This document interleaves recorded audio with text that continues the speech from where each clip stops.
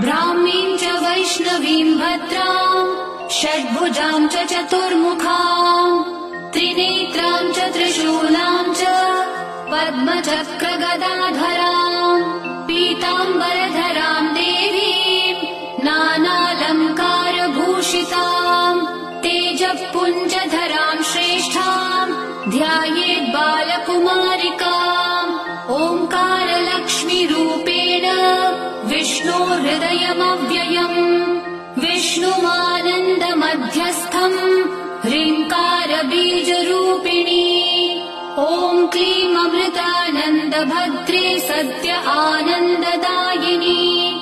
ॐ श्रीं दैत्यभक्षरदां शक्तिमालिनि शत्रुमर्दिनी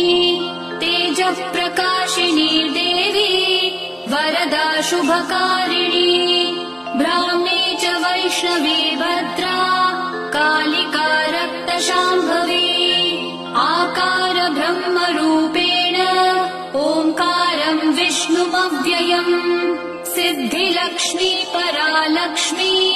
लक्ष्म्यलक्ष्मी नमोऽस्तु ते सूर्यकोटिप्रतीकाशम् चन्द्रकोटिः समप्रभम् तन्मध्ये निकरे सूक्ष्मम्